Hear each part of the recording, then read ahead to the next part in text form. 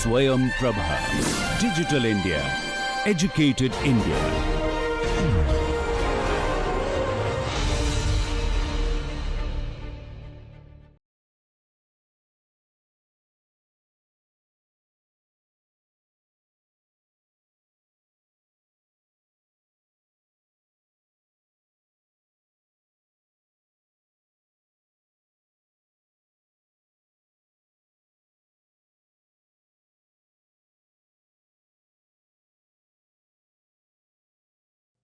नमस्कार, मेरा नाम डॉक्टर कविता है और मैं दिल्ली विश्वविद्यालय में सीनियर असिस्टेंट प्रोफेसर हूँ।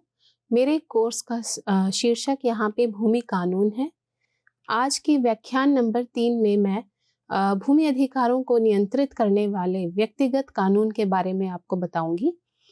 शुरू करने से पहले मैं बताना चाहूँगी कि मेरे व्याख्यान नंबर 2 में मैंने भूमि अधिकारों के संवैधानिक ढांचे के बारे में आपको बताया था, जिसमें हमने यह जाना कि ऐतिहासिक पृष्ठभूमि के बारे में कि कैसे स्वतंत्रता के बाद राज्य सरकारों ने बहुत सारी व्यवस्थाएं जैसे जमींदारी, रियोतवारी इन सबको यहाँ पे समाप्त कर दिया था और 1978 के 44वें संशोधन अधिनियम से पहले संपत्ति के अधिकार को भारतीय संविधान के भाग 3 के तहत 19(1)(f) के तहत यहाँ पे उसको मौलिक अधिकार माना जाता था और इस अधिकार के उससे सभी नागरिकों को संपत्ति अर्जित करने, रखने और उसका निपटान करने का अधिकार दिया गया था।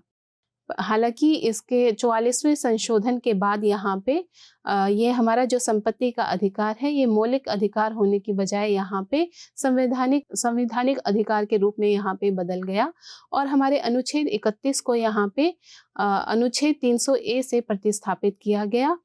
अब भी कहीं ना कहीं हमारा जो संपत्ति का अधिकार है ये चाहे हमारा मौलिक अधिकार ना हो, लेकिन अगर ये संवैधानिक अधिकार के उससे भी यहाँ पे संपत्ति का अधिकार अनुच्छेद 300A में हमारे नागरिकों को दिया गया और हमारे 7वीं अनुसूची में राज्य की सूची के विशिष्ट 18 में भी भूमि और भूमि के अधिकार से संबंधित यहाँ पे बताया गया है, जिसमें प्रत्येक राज्य को संपत्ति से संबंधित मामलों के लिए कानून बनाने का पूरा अधिकार दिया गया। और इसमें हमने यह भी जाना कि हमारे संविधान में क्या क्या प्रोविजंस हैं जो हमारे भूमि कानून से रिलेटेड है, कैसे भूमि सुधार की और हमारे भारतीय संविधान का यहाँ पे अहम भूमिका रही है।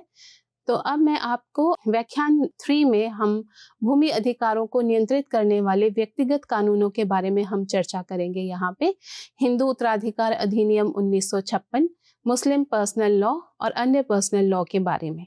भूमि अधिकारों को नियंत्रित करने वाले व्यक्तिगत कानून कानूनी ढांचे को संदर्भित करते हैं।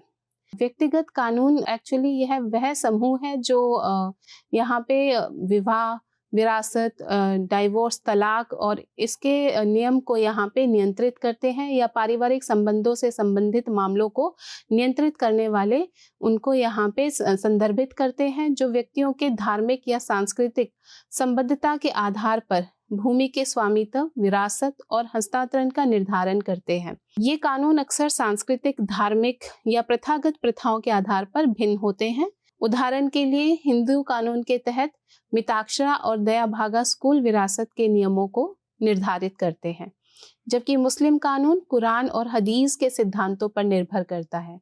पूर्व निर्धारित शेयरों के अनुसार उत्तराधिकारियों के बीच संपत्ति का विभाजन करता है। ईसाई और पारसी कानूनों में भी अलग अलग प्रावधान है। तो उदाहरण के लिए कई देशों में विवाह, तलाक और विरासत को नियंत्रित करने वाले विभिन्न धार्मिक या जातीय समुदायों के लिए अलग अलग यहाँ पे कानून हैं। और इस विषय का अर्थ है भूमि विशेष अधिकारों की देखरेख करने वाले व्यक्तिगत नियमों की सूक्ष्मताओं की जांच करना। हिंदू उत्तराधिकार अधिनियम 1956, मुस्लिम पर्सनल लॉ और भारत में आमतौर पर अन्य व्यक्तिगत नियमों पर जोर देने के साथ यहाँ पे इसका मेन रोल है। अब मैं बात करूंगी यहाँ पे हिंदू उत्तराधिकार अधिनियम 1956 के बारे में। हिंदू उत्तराधिकार अधिनियम 1956 हिंदू व्यक्तियों के उत्तराधिकार और विरासत के अधिकारों को नियंत्रित करने के लिए भारत की संसद द्वारा अधिनियमित एक कानून है। यह एक व्यापक कानून है जो भारत में हिंदुओं, बौद्धों, जैनियों और सिखों के लिए उत्तराधिकार और विरासत के सिद्धांतों की देखरेख करता है। यह अधिनियम जो धर्म से मुस्लिम, ईसाई या यहूदी हैं उन पे ये लागू नहीं होता है। उत्तराधिकार के हिंदू कानून में लैंगिक असंतुलन को दूर करने के लिए स्वीकृत अधिनियम हिंदुओं के बीच संपत्ति के हस्तांतरण के लिए एक समान और संपूर्ण रूपरेखा प्रदान करने की उम्मीद करता है। यहाँ पे हमारे इस अधिनियम के द्वारा यह उत्तराधिकारियों के बीच संपत्ति के हस्तांतरण के नियमों की रूपरेखा तैयार करता है। अधिनियम उत्तराधिकारों को विभिन्न वर्गों में वर्गीकृत करता है। प्रथम श्रेणी के उत्तराधिकारियों में मृतक के पुत्र, पुत्रियां, विधवा, माता और किसी पूर्व मृतक पुत्र या पुत्री के बच्चे शामिल हैं। यदि प्रथम श्रेणी का यहाँ पे वारिस नहीं है तो संपत्ति द्वितीय श्रेणी के वारिसों को हस्तांतरित हो जाती है। एक्ट पैतृक संपत्ति में बेटियों के लिए समान अधिकार सुनिश्चित करता है, उन्हें कुपार्षनर बनाता है और उन्हें पारिवारिक संपत्ति में बेटों के समान अधिकार और दायित्व देता है। यह उत्तराधिकार के पारंपरिक हिंदू कानून को प्रतिस्थापित करता है और कुछ मध्यम परिवर्तन प्रस्तुत करता है, विशेष रूप से संपत्ति प्राप्त करने में महिलाओं और बेटियों के अधिकारों के विषय में। तो ये हिंदू उत्तराधिकार अधिनियम 1956 हमारा एक बहुत ही मुख्य यहाँ पे व्यापक कानून है जो भारत में हिंदुओं, बौद्धों, जैनियों और सिखों पर ही लागू होता है और इसमें बहुत सारे यहाँ पे नियम बताए गए हैं और यहाँ पे कैसे जो संपत्ति है वो महिलाओं और बेटियों के अधिकारों की भी यहाँ बात करती है कि उनको भी यहाँ पे बराबर का जो है अधिकार दिया जाता है। जो यहाँ पे हमारे पुरुष और जो हमारे यहाँ पे मेल जो है उनके जैसा ही यहाँ पे महिलाओं और बेटियों के अधिकारों की भी बात हुई है। हिंदू उत्तराधिकार अधिनियम 1956 के उत्तराधिकार के नियम, अब मैं इस पे आपको ये बताना चाहूंगी कि हिंदू उत्तराधिकार अधिनियम संपत्ति की प्रगति के लिए स्पष्ट सिद्धांत निर्धारित करता है।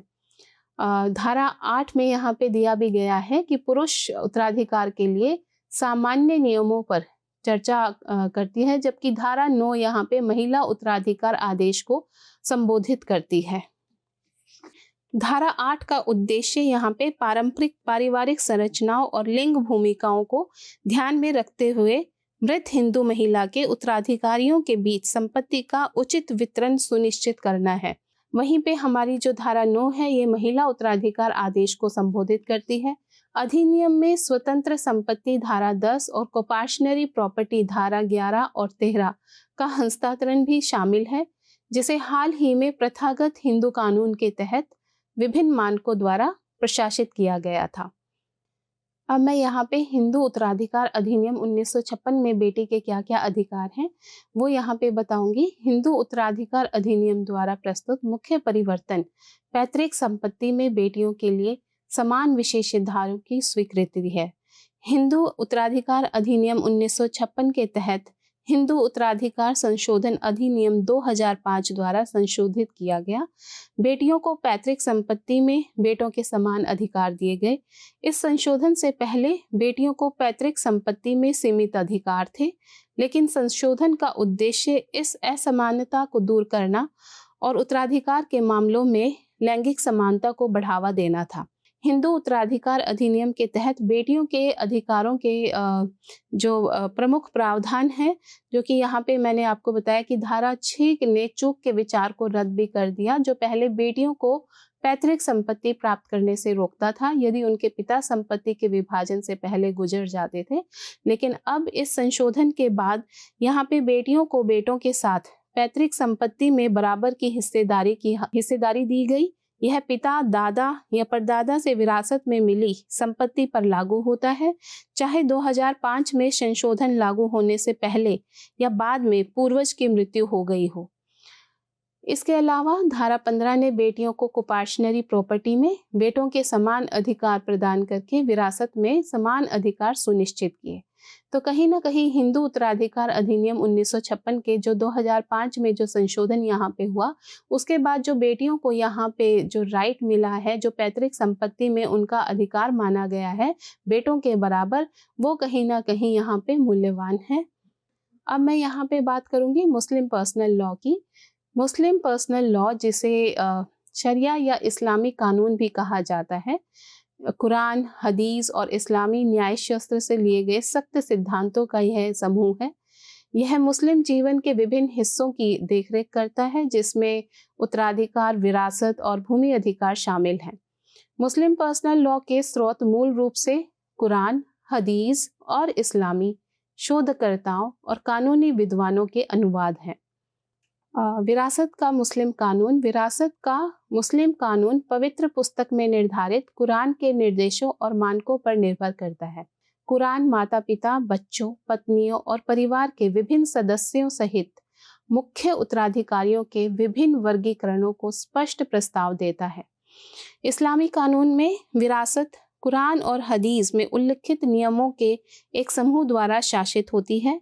यह नियम मृतक की संपत्ति को उनके उत्तराधिकारियों के बीच निष्पक्ष और न्याय संगत तरीके से वितरित करने के सिद्धांत पर आधारित है।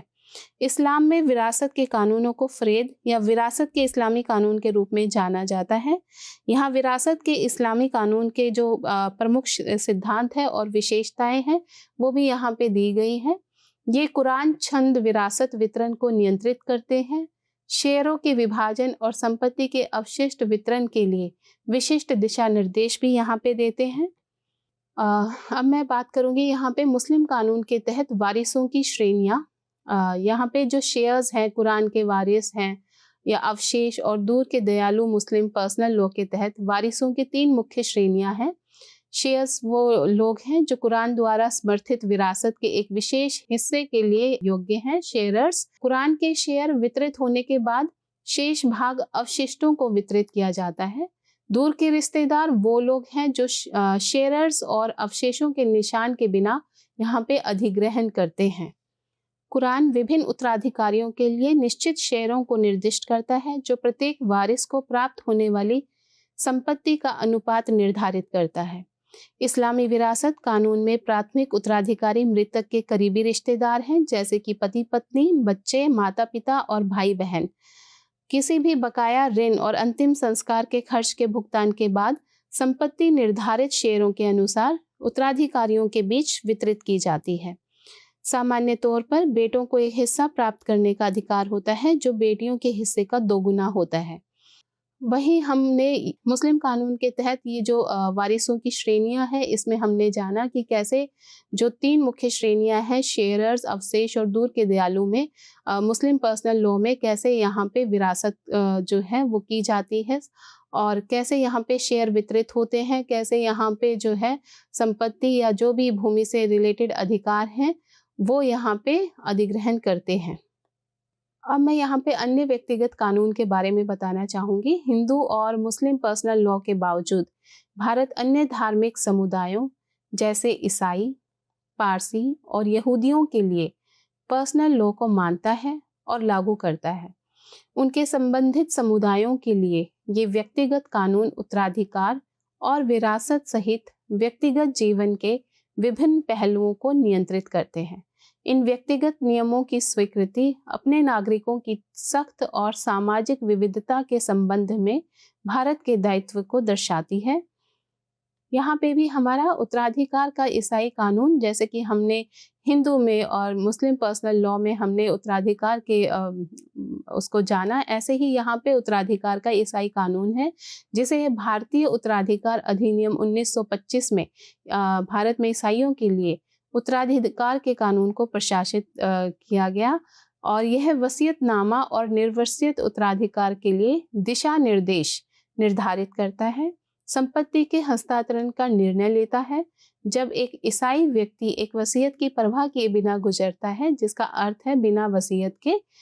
और वहीं पे अधिनियम ईसाइयों के बीच संपत्ति के हस्तांतरण के लिए एक पूर्ण संरचना देने की उम्मीद करता है, जबकि उनके सख्त विश्वासों और रीति रिवाजों के बारे में यहाँ पे उसके बावजूद भी यह अधिनियम यहाँ पे ईसाइयों के बीच में संपत्ति के हस्तांतरण के लिए एक उम्मीद रखता है।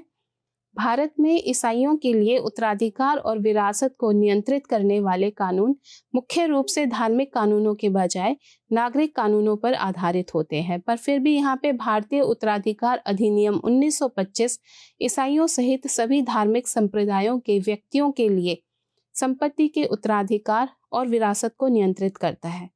भारतीय उत्तराधिकार अधिनियम 1925 भारत में अन्य धार्मिक समुदायों के व्यक्तियों के साथ ईसाइयों पर भी लागू होता है और इसमें भी यहाँ पे जो बताया गया है कि ईसाइयों के बीच संपत्ति के हस्तांतरण के लिए पूर्ण संरचना यहाँ पे की गई है। अब मैं यहाँ पे बताऊंगी उत्तराधिकार का पारसी नियम। पारसी समुदाय के व्यक्तिगत और धार्मिक कानूनों के उत्तराधिकार और उत्तराधिकार नियम पारसी पर्सनल लॉ द्वारा शासित होते हैं, जो नियमों और विनियमों का यहाँ पे एक समूह है। पारसी पंचायत बुजुर्गों की एक परिषद इन नियमों को समझने और लागू करने में एक बड़ी भूमिका निभाती है।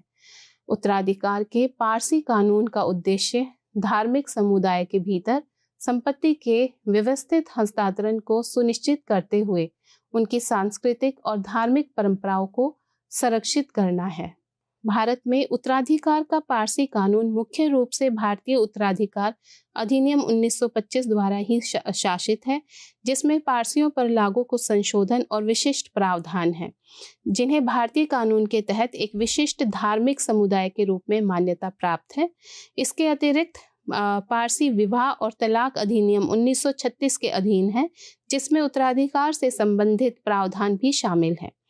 भारतीय उत्तराधिकार अधिनियम 1925 पारसियों के साथ साथ भारत में अन्य धार्मिक समुदायों के व्यक्तियों पर भी लागू होता है और यहाँ पे इन्होंने उत्तराधिकार के जो नियम है, पारसी नियम है, वो भी यहाँ पे इन्होंने बहुत अच्छे से बताया है कि कैसे पारसी पंचायत और जो बुजुर्गों का समूह है, परिषद है, इन नियमों को समझाने और लागू करने में उन्होंने भी एक बड़ी भूमिका निभाई है। अब मैं यहाँ पे बताऊंगी उत्तराधिकार का यहूदी कानून क्या है। यहाँ पे यहूदी पर्सनल लॉ टोरा, तलमुड और अन्य यहूदी धार्मिक ग्रंथों से प्राप्त नियमों और विनियमों की एक जटिल व्यवस्था है। यह विरासत और उत्तराधिकार सहित यहूदी जीवन के विभिन्न हिस्सों का प्रबंधन करता है। रैब्निकल अदालतें इन नियमों को समझने और लागू करने में एक अनिवार्य हिस्सा बनाती हैं, यह गारंटी देते हुए कि यहूदी लोगों के बीच संपत्ति का फैलाव उनके सख्त विश्वासों और रीति रिवाजों के अनुसार है। अब मैं यहाँ पे बात करूंगी पर्सनल लॉ के तहत भूमि अधिकार। व्यक्तिगत कानून भारत में भूमि स्वतंत्रता और स्वामित्व की देखरेख में एक महत्वपूर्ण हिस्सा मानते हैं।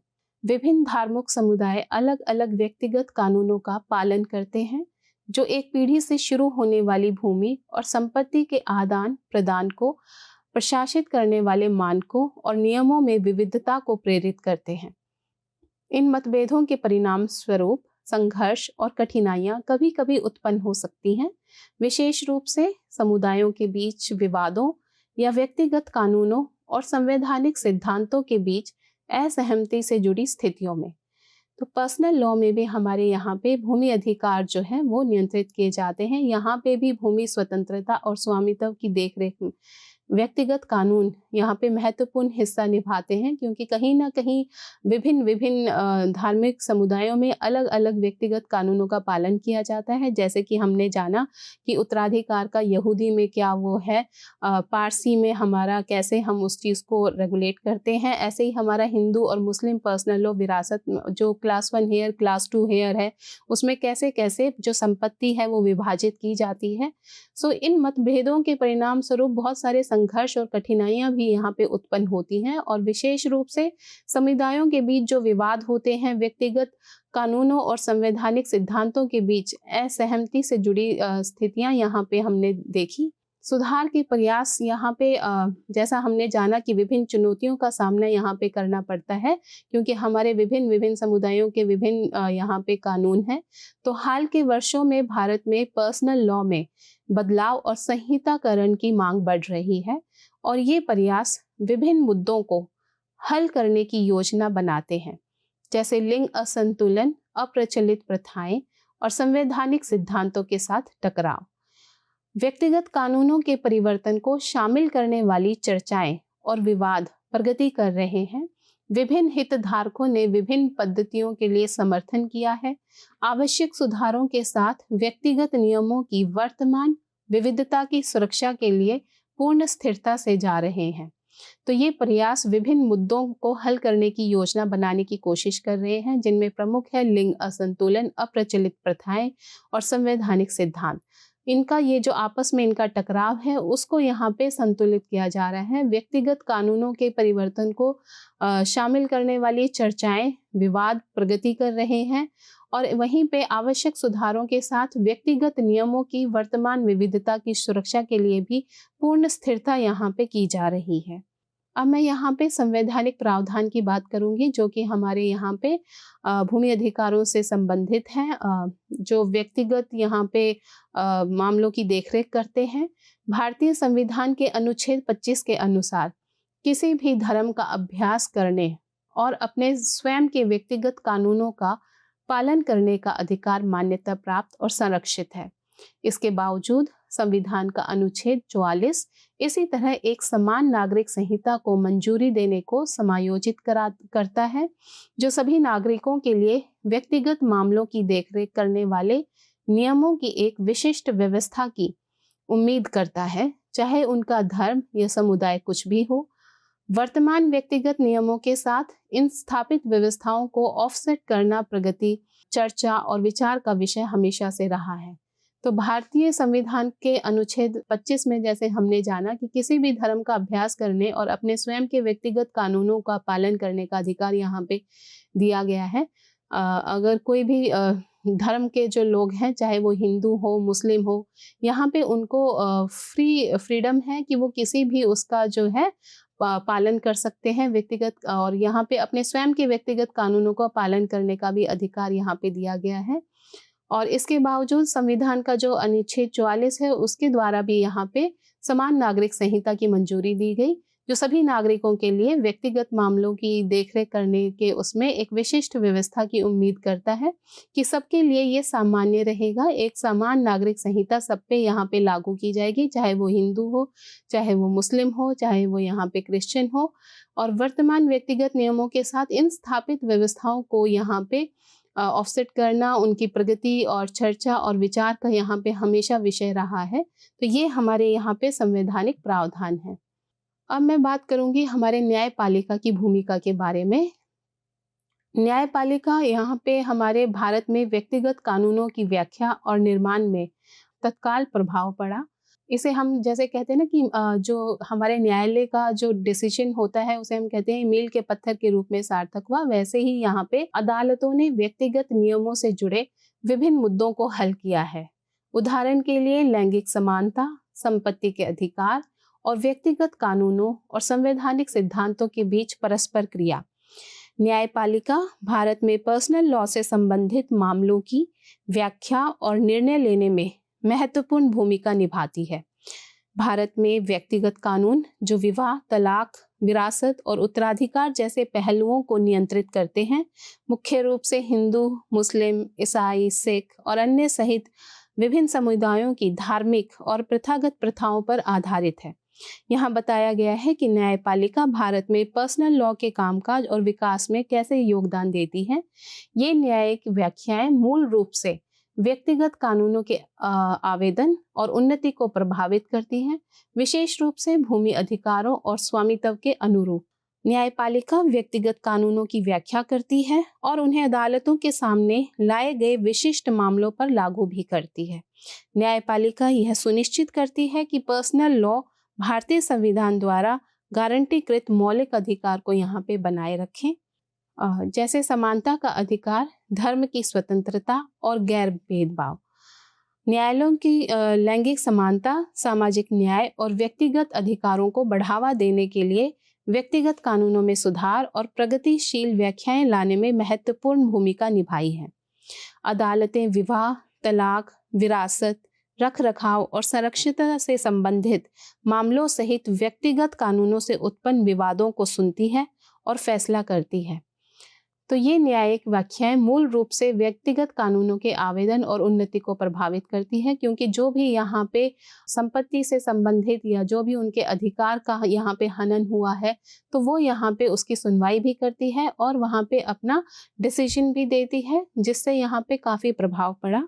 इसी में सबसे पहले मैं यहाँ पे आपके चर्चा करना चाहूँगी पैतृक संपत्ति में बेटियों का जो समान अधिकार है वो हमारे कैसे कैसे किन किन विवादों में यहाँ पे सर्वोच्च न्यायालय ने यहाँ पे सुनवाई की और उसके बाद उस चीज़ को यहाँ पे घोषित भी किया।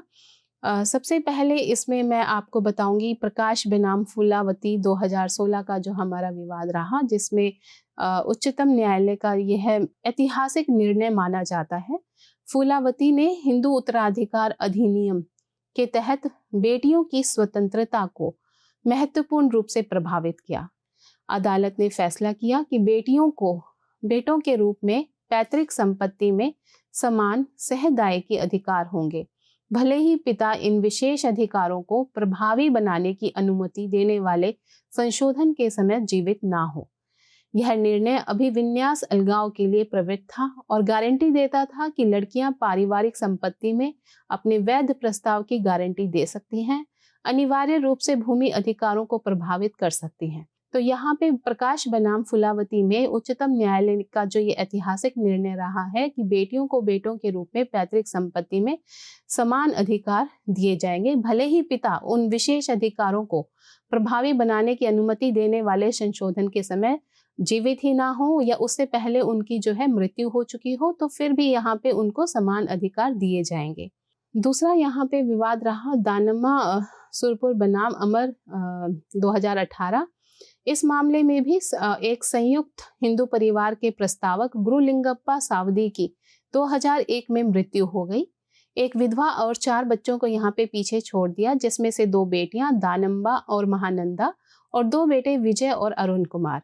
अमर पुत्र अरुण कुमार ने विभाजन और अलग स्वामित्व विलेख के लिए मुकदमा यहाँ पे दायर किया। हालांकि उन्होंने बेटियों को इस आधार पर कोई हिस्सा देने से इनकार कर दिया कि वे संशोधन से पहले पैदा हुई थी, और इसके अलावा दोनों ने अपनी शादी के दौरान यहाँ पे दहेज भी प्राप्त किया था।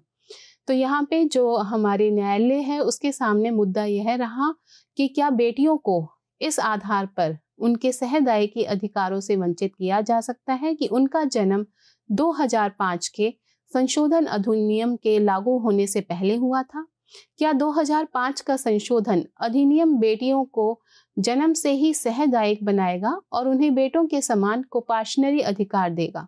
तो यहाँ पे हमारे जो न्यायालय हैं उन्होंने इसकी सुनवाई की और इसमें कहा कि 2005 का संशोधन अधिनियम सभी बेटियों पर लागू होगा, चाहे वे अधिनियम के शुरू होने से पहले या बाद में पैदा हुई हो, बशर्ते कि वो 2005 के संशोधित अधिनियम को लागू करने के दिन जीवित हो। शाब्दिक व्याख्या ये कहते हुए लागू की गई थी कि संशोधन अधिनियम 2005 के अधिनियमन के दिन पिता और पुत्री दोनों जीवित होने चाहिए। दूसरे मुद्दे के संबंध में यहाँ शाब्दिक व्याख्या लागू की गई थी और यह माना गया था कि महिलाओं को जन्म से ही कोपाशनरी प्रॉपर्टी में बेटों के समान अधिकार है। इसी में अगला विवाद यहाँ पे रहा विनीता शर्मा बनाम राकेश शर्मा। यह मामला हिंदू उत्तराधिकार अधिनियम 1956 की संशोधित धारा 6 की व्याख्या से संबंधित है, जिसने बेटियों को बेटों के समान कोपाशनरी अधिकार प्रदान किया था। यहाँ पे 9 नवंबर 2005 में प्रभावी इस संशोधन में सवाल उठाए गए कि क्या 2005 से पहले पैदा हुई बेटियां इन अधिकारों का दावा कर सकती हैं और क्या इन प्रावधानों को लागू करने के लिए 9 दिसंबर 2005 को पिता और बेटी दोनों का जीवित होना जरूरी है। और इसमें भी यहाँ पे मुद्दा यही रहा कि क्या 9 नवंबर 2005 को पिता सहदायक का जीवित होना आवश्यक है। क्या यहाँ पे वो ये जो निम्नलिखित डेट है 9 नवंबर 2005 से पहले पैदा हुई बेटी कोपाशनरी मामले में बेटे के समान अधिकारों और दायित्वों का दावा कर सकती है? क्या हिंदू उत्तराधिकार अधिनियम 1956 की धारा 6 के परंतुक द्वारा निर्मित विभाजन की वैधानिक कल्पना वास्तव में विभाजन या सहदायकी के विघटन के परिणाम स्वरूप हुई? क्या यहाँ पे 20 दिसंबर 2004 के बाद मौखिक विभाजन की दलील को विभाजन के वैधानिक रूप से मान्यता प्राप्त तरीके के रूप में स्वीकार किया जा सकता है? तो यहाँ पे भी हमारे सुप्रीम कोर्ट ने इसकी सुनवाई की और कहा कि संशोधित द्वारा धारा 6 के अनुसार एक बेटी को कोपाशनरी प्रॉपर्टी पर अधिकार प्राप्त करने के लिए 9 दिसंबर 2005 तक एक कोपाशनर पिता का जीवित होना आवश्यक नहीं है। माननीय उच्चतम न्यायालय ने निर्णय दिया कि संशोधन द्वारा 6 भूत लक्ष्मी प्रभाव से लागू की जानी चाहिए, मतलब रेट्रोस्पेक्टिव यहाँ पे वो लिया जाएगा, ना कि पर्सपेक्टिव। भावी तरीके से लागू किए जाने का निर्णय करते समय यह पूर्वव्यापी प्रकृति की है। अदालत ने यह भी स्पष्ट किया कि हालांकि बेटियां अपनी सहदायिका संपत्ति के अधिकार के साथ पैदा हुई थी, लेकिन उन्होंने 9 दिसंबर 2005 को संशोधन पारित होने के बाद ही संपत्ति पर दावा किया। हिंदू उत्तराधिकार अधिनियम 2005 की धारा 6 की सुप्रीम कोर्ट की व्याख्या के परिणाम स्वरूप संशोधन पूर्वव्यापी हो गया है। अदालत ने कहा कि धारा 6(4) में खंड यह स्पष्ट करता है कि धारा 6 के प्रावधान पूर्वव्यापी नहीं है।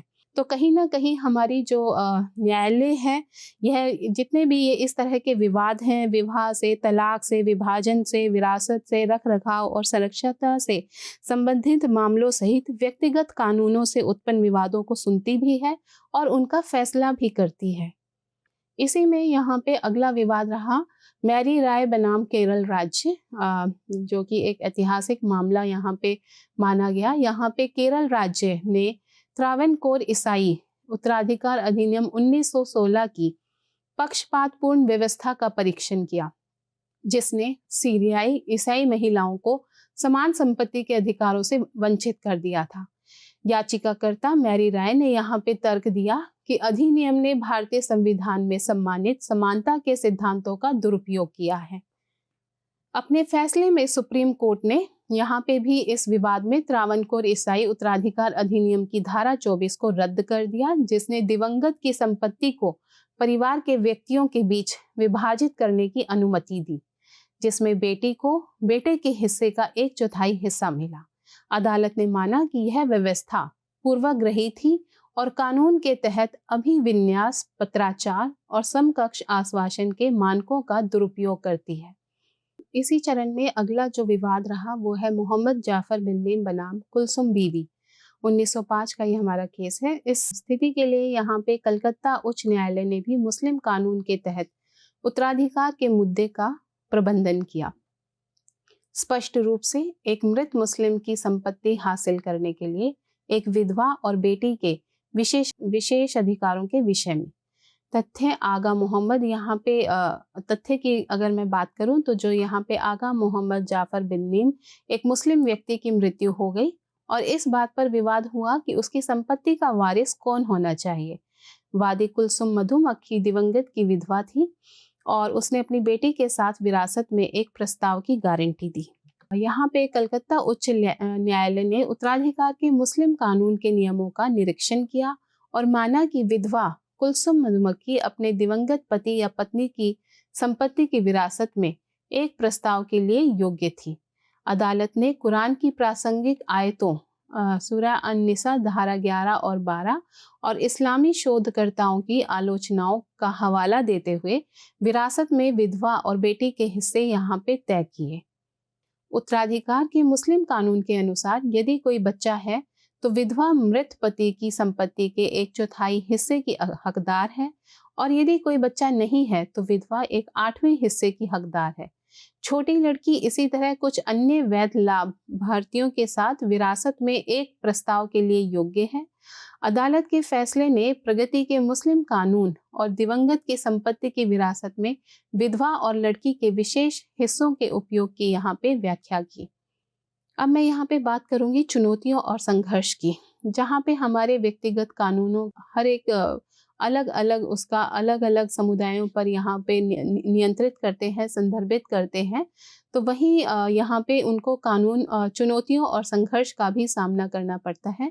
व्यक्तिगत कानूनों का मतलब भारत की धार्मिक और सांस्कृतिक विविधता का सम्मान करना है। वे कभी कभी संघर्ष और कठिनाइयों का कारण भी यहाँ पे बन जाते हैं। भारत में व्यक्तिगत कानून जो विवाह, तलाक, विरासत और उत्तराधिकार जैसे मामलों को नियंत्रित करते हैं, विभिन्न समुदायों की धार्मिक और प्रथागत प्रथाओं में गहराई से निहित है, जबकि ये कानून विभिन्न धार्मिक समूहों की मान्यताओं और परंपराओं के अनुसार व्यक्तिगत मामलों के नियमन के लिए प्रदान करते हैं, जिनमें कई चुनौतियां और संघर्षों का भी इनको यहाँ पे सामना करना पड़ता है। भारत में कई पर्सनल लॉ पारंपरिक रूप से महिलाओं के प्रति पितृसत्तात्मक और भेदभावपूर्ण रहे हैं। तो कहीं ना कहीं ये लैंगिक असमानता की भी यहाँ पे चुनौती जो है उसका भी यहाँ पे सामना करना पड़ा।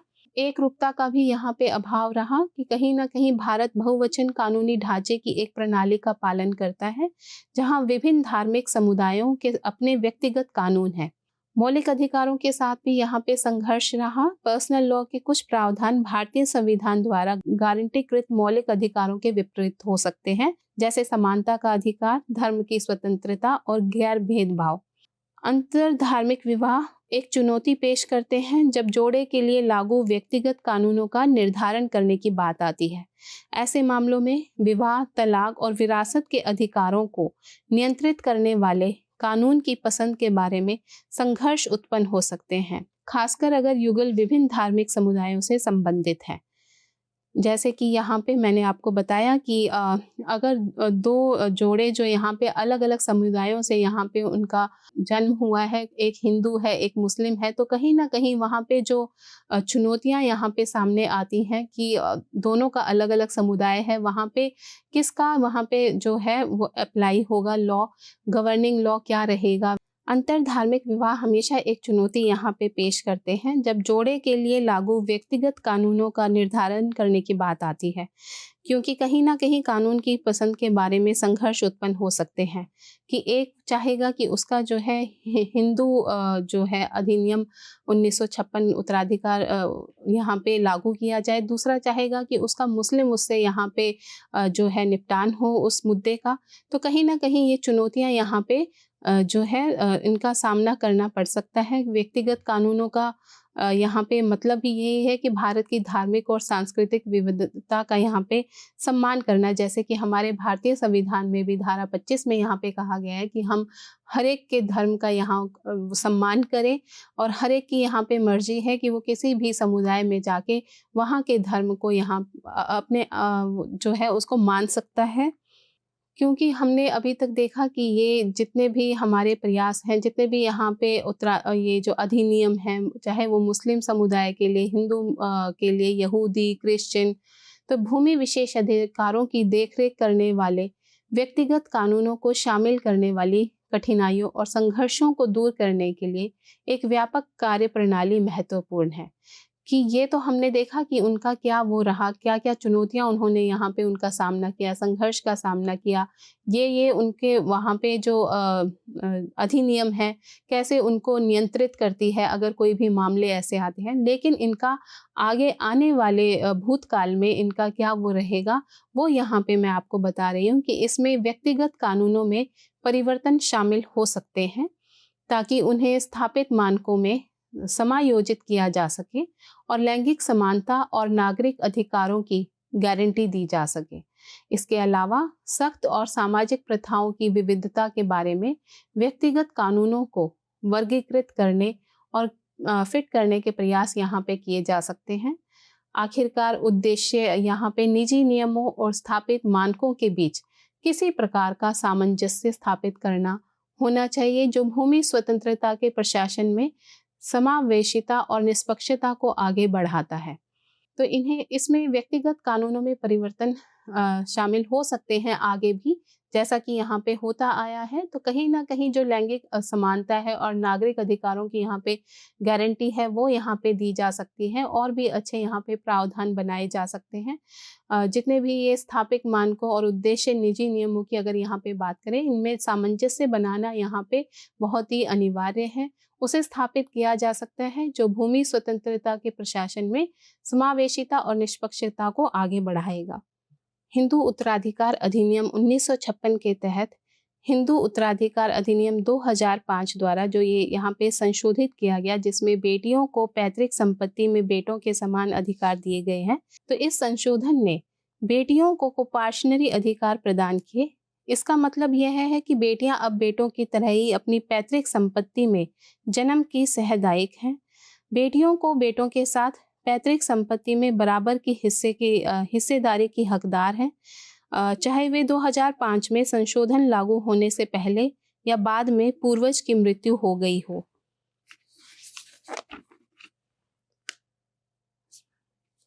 संपत्ति के हस्तांतरण की यहाँ पे बात करें तो जिन मामलों में हिंदू पुरुष की निर्वंशीय मृत्यु हो जाती है, उनकी बेटियां भी यहाँ पे प्रथम श्रेणी की वारिस होती हैं और अधिनियम के प्रावधानों के अनुसार वे बेटों, विधवाओं, माताओं और अन्य निर्दिष्ट रिश्तेदारों के साथ संपत्ति को प्राप्त करने की हकदार होती हैं।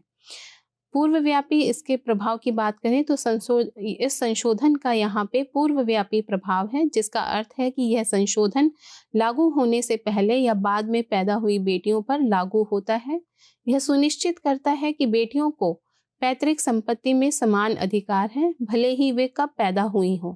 कुल मिलाकर हिंदू उत्तराधिकार अधिनियम में संशोधन हिंदुओं के बीच उत्तराधिकार के मामलों में लैंगिक समानता की दिशा में एक महत्वपूर्ण कदम था। इसने बेटियों को पैतृक संपत्ति के समान उत्तराधिकारी के रूप में मान्यता दी, जिससे विरासत कानूनों में ऐतिहासिक लिंग असमानताओं को संबोधित किया गया।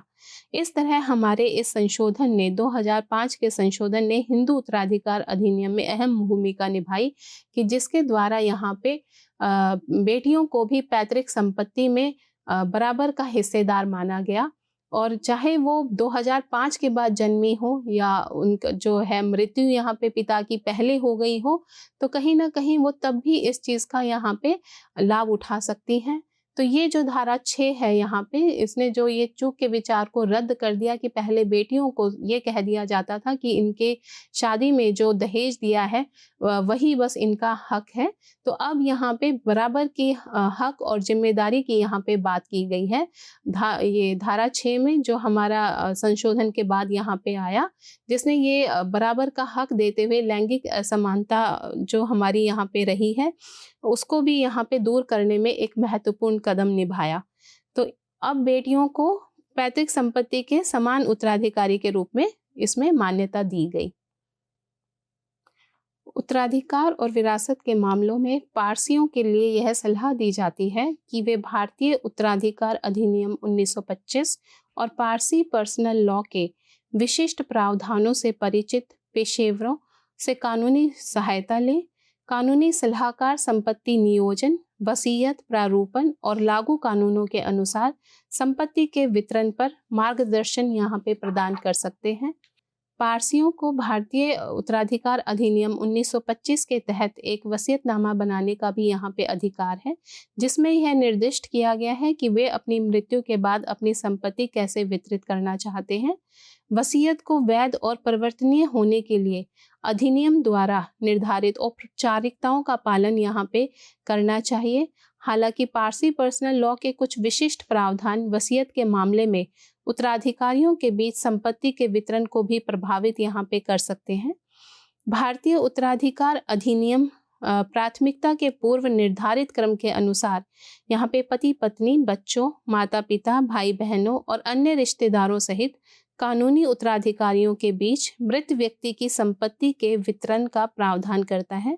हालांकि पर्सनल लॉ उत्तराधिकारियों की विभिन्न श्रेणियों के शेयरों के संबंध में कुछ संशोधन या अतिरिक्त प्रावधान पेश कर सकता है।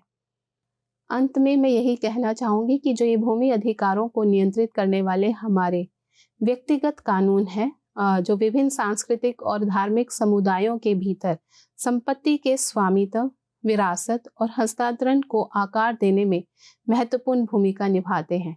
ये कानून गहरी जड़ें, परंपराओं और रीति रिवाजों को दर्शाते हैं, सामाजिक आर्थिक स्थितियों, लिंग समानता और पारिवारिक संरचनाओं को प्रभावित करते हैं। विभिन्न पर्सनल लॉ का सह अस्तित्व, जैसा कि भारत में देखा गया है, परंपराओं और रीति रिवाजों की समृद्ध विविधता को यहाँ पे दर्शाता है, लेकिन कानूनी एक रूपता और इक्विटी के मामले में भी चुनौतियाँ पैदा करता है।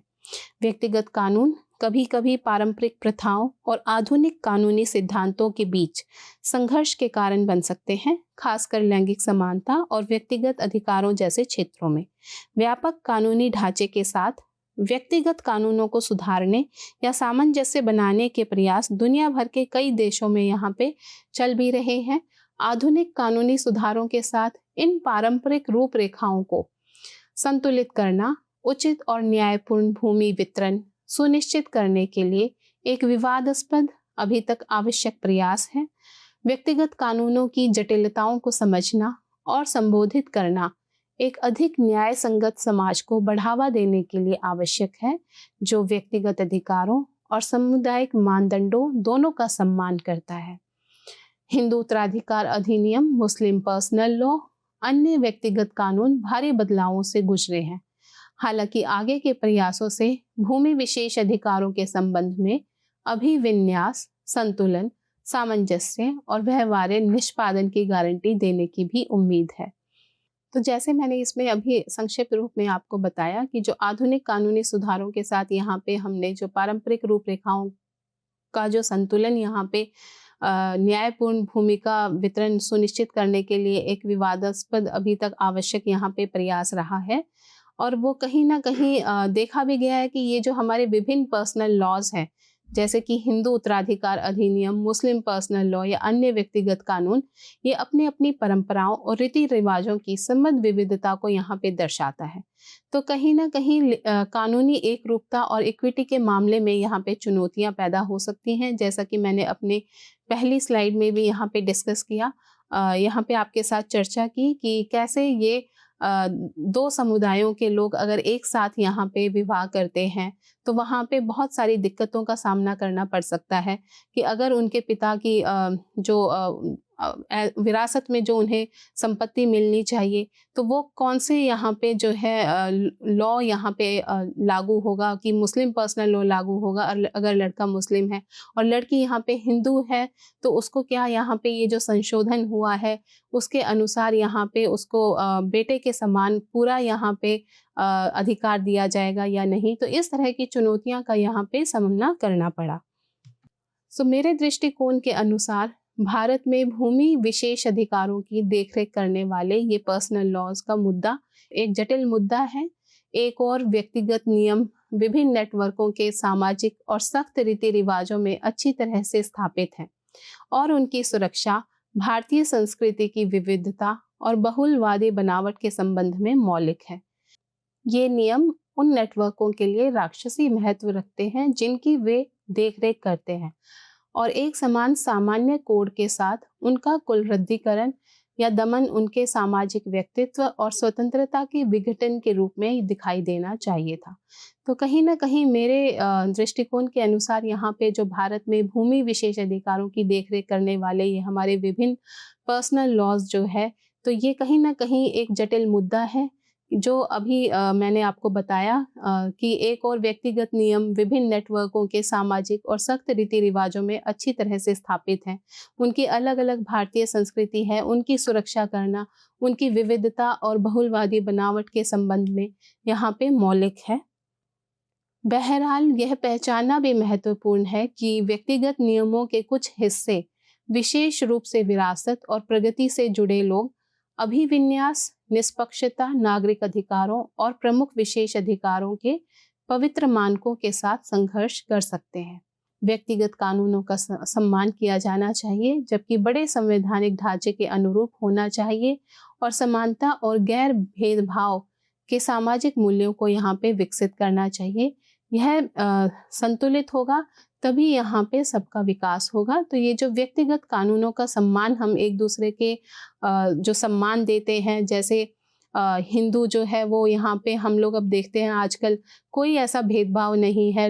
हम लोग वहाँ जाते हैं, दरगाह में जाते हैं, हम वहाँ पे सब लोग वहाँ पे दर्शन करते हैं, या कोई हम जो क्रिश्चियन है हम चर्च में जाते हैं, हम ईसाइयों के उसमें ये नहीं सोचते कि नहीं नहीं हम तो हिंदू हैं। तो ऐसा जहाँ पे सम्मान किया जाएगा, जैसे हमें भारतीय संविधान में हमारी अनुच्छेद 25 में यहाँ पे दिया गया है, तभी यहाँ पे समानता और गैर भेदभाव जैसे सामाजिक मूल्यों को विकसित किया जा सकता है और यह संतुलित भी होना चाहिए। अंत में मैं बस इतना ही कहना चाहूँगी कि इस व्याख्यान में हमने जाना कि कैसे हमारा जो ये व्यक्तिगत कानून है ये कैसे यहाँ पे नियंत्रित करता है विभिन्न सांस्कृतिक और धार्मिक समुदायों के भीतर जो संपत्ति के स्वामित्व, विवाह, यहाँ पे जो तलाक और विरासत से जो और पारिवारिक संबंधों जैसे कई मामलों को यहाँ पे नियंत्रित करता है।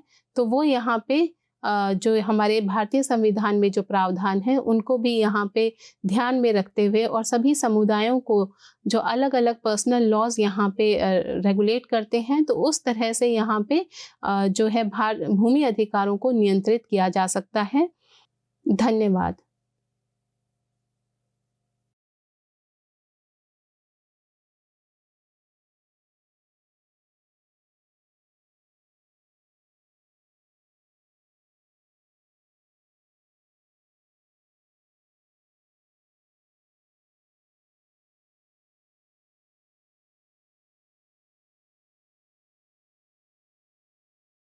Hello, I'm A.K. Sharma and I teach sociology in IIT Kanpur.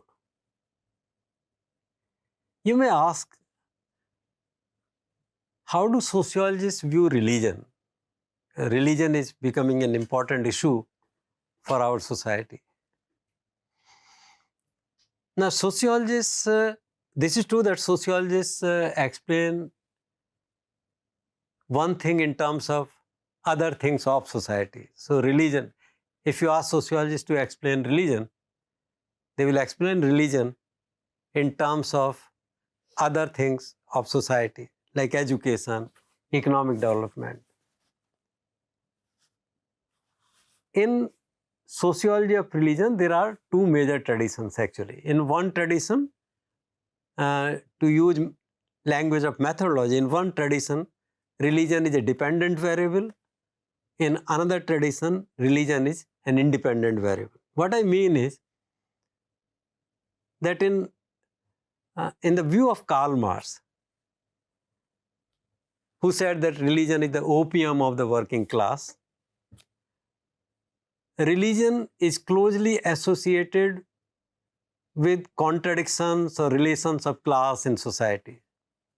Marx believed that as time passes, societies evolve.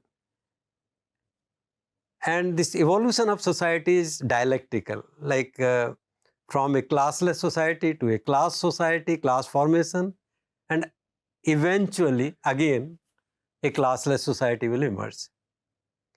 Karl Marx believed that laws of human behavior or laws of society are specific to a stage of development of society and are closely associated with mode of production or tools and techniques of production and ownership of tools and techniques of production.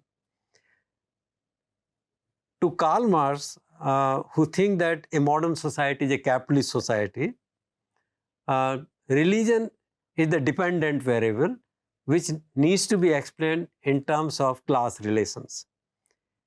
And when he says that religion is the opium of the working class, it means that religion is used by the powerful class, the class which owns the means of production, to legitimize their class position or to confuse the workers.